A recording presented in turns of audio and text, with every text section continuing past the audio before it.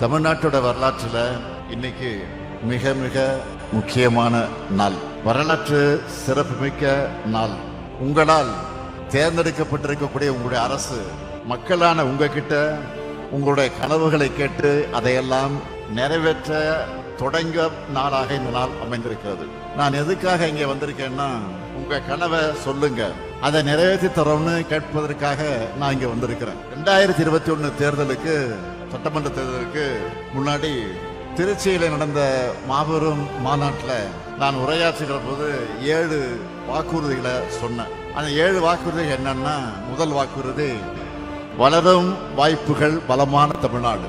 2வது வாக்குறுதி மகசூல் பெருக்கம் மகிழும் விவசாயி. 3வது வாக்குறுதி குடிமக்கள் அனைவருக்கும் குறையாத தண்ணீர். 4வது வாக்குறுதி அனைவருக்கும் உயர்தர கல்வி மற்றும் உயர்ந்த மருத்துவம்.